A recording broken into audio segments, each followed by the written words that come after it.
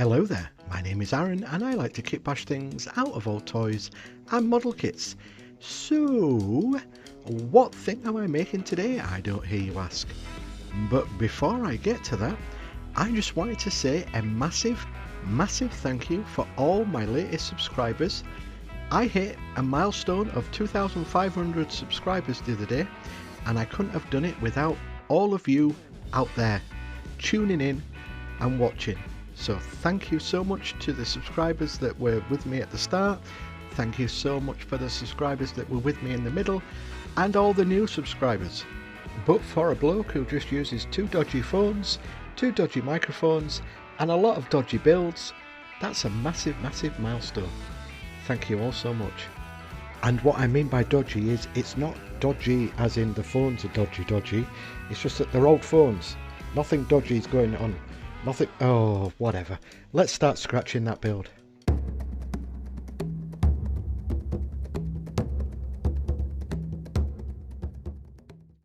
So while I've been rambling, I've been taking apart this toy from Fortnite, I do believe. If it isn't, let me know in the comments. I bought this from the local thrift store the other week and I have no idea what I'm going to build. I'm going to take it apart, which I'm doing there now, just to see what pieces I've got, because I'll probably use some of the other pieces for different builds. And I seriously do not have any idea of what I'm going to build. And I would say at this point, let's start scratching that build, but because I've done that already, I can't say that. I've got to come up with a second tagline, I do believe. Leave a comment in the comments. That doesn't make sense, but leave an idea in the comments of what my second tagline could be. So look, I'm taking it apart. It's going slowly. I'll zap through this. I'll just do a quick edit.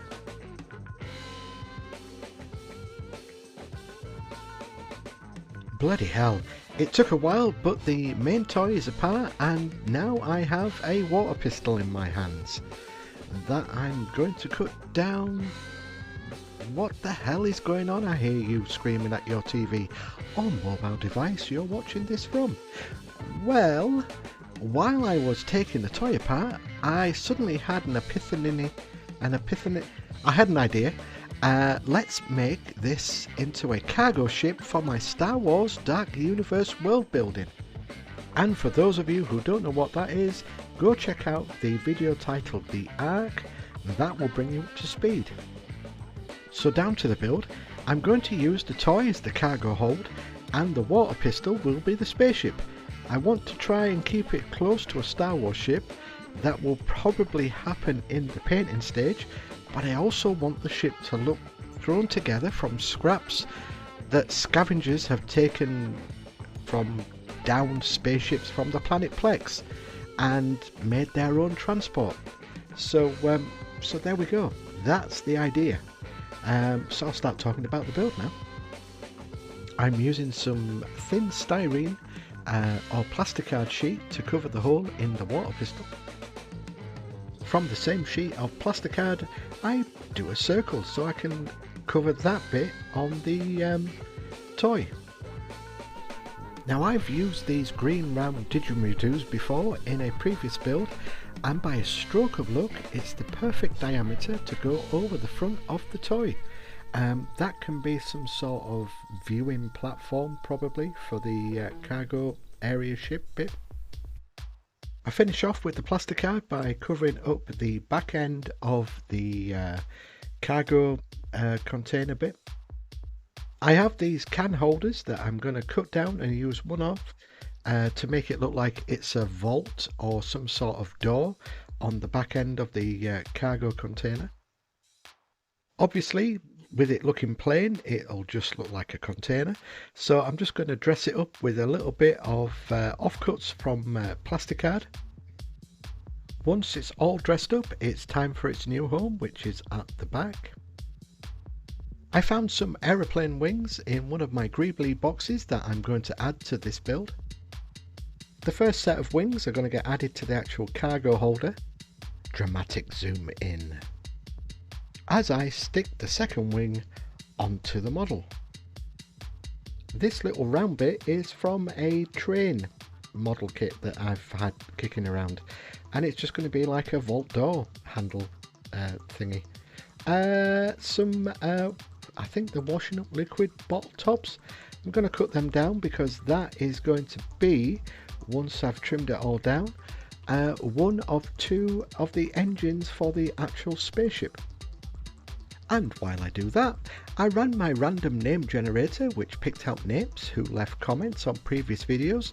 Keep those comments coming, please. I like to read your thoughts, ideas on my builds, so it's just a thank you and like a name drop, a shout out. If you want your name on a future video, just like, subscribe and leave a comment on a video. 2 leprechaun milk bottles will be my rockets. And for those of you who don't believe me, there it is in writing on the milk bottles. To mount the rockets onto the actual spaceship and cargo container, I'm going to use bits of this plastic train track to make the front end look more visually entertaining. Is that well, anyway, to make it look more interesting, I'm just going to use 2 thin strips of cardboard and stick them down the center and along the diameter, and I'll move on. Making some beam thingies out of that same cardboard. Well, obviously it's not the same cardboard because I've just stuck that down to the front end. Oh, you know what I mean. Going to make it look like a cockpit. Now, a lot of you have been asking what glue I use and why I peel the label off. Simples. I'm not sponsored by anyone, and also it helps me see when I'm getting low on glue if I pull the labels off. The brand is called Tex 7. It comes with a spray activator. I think it's a German brand, I could be wrong, and it's just on the line between thin and thick, so it doesn't stick my fingers together as much as the thinner stuff would do and has done. Not sure if you'll have the same brand in your country, but I like using it because of the semi-thickness, so it's not running everywhere. And the reason why I put the yellow electrician's tape around it is to stop that long nozzle from falling off. There you go. That's my trade secret. I greebled up the rockets for the spaceship bit with bits of tank and train parts, and it's ready to glue onto the build. And this is going to test the viewers now. It's code word time. If you want to leave a comment, put this code word before your comment so I know you got here without skipping and actually listening to my ramblings. And the code word is Swiss Tony. Please also like and subscribe to the channel. Thank you. For my other wings, I'm breaking into my Spitfire model kit. I buy these model kits cheap off Amazon, as my nearest local model shop charges the Earth and Moon for the same kits. If you want to help the channel, I've recently opened up a YouTube membership where you'll be able to see all my up and coming builds days, even weeks before anyone else. It's €2 or dollars or yen or even Great British pounds a month to join. If you can't, and I fully understand, just subbing and leaving a comment is payment enough. So the second pair of wings go onto the spaceship. I've also used the back end of the Spitfire tail wings for the front of my spaceship, just to give it that, you know, visual interest. A spaceship cannot have too many wings, and these two are pointless but look kind of cool right at the back. So it's on the spinny spin turntable, which means it's going to get whisked away to get primed grey. We'll be right back. I so wanted that to be some sort of clever editing, but never mind. So there we are, it's all painted grey, and now it's on to priming. And I'll be using either Vallejo airbrush paints or artiste paints, and I will try and tell you each one as I go along. The first one going down is Vallejo paints, a little cocktail I mixed together myself of red, white with a dash of black to give it that sort of rust, burnt umber look. That's first applied.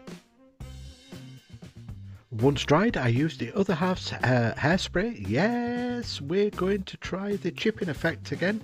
You can decant it and spray it on, but I'm hardcore. It goes on straight from the can. Plus, I have a limited time while she's out, and I don't want to get caught. I'm using Vallejo Grey for the ship at the top. I've got to say, Vallejo paints are fantastic. Never had any issues with them with the airbrush, and they go on and clean the airbrush afterwards is a doddle.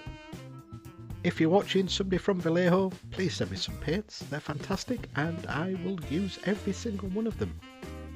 That was very cheap. Cheap. For the blue, it is Night Blue by Artiste. These also have a good pigment to them and go on really well. Yellow Airbrush by Vallejo is going over the cargo area. I want this to look well worn and grubby, so it's thinned down with some airbrush medium and applied twice. And once all that is done, it'll be on to the glamour shots. So all that's left for me to say is thank you very much for stopping by and watching. I appreciate all your support. If you want to leave a comment, don't forget to leave the code word. And well, the glamour shots are next. Thank you very much for getting me to 2,500 subscribers. Let's try and get to 3,000. And until next time, keep scratching that build, everybody. Glamour shots are next.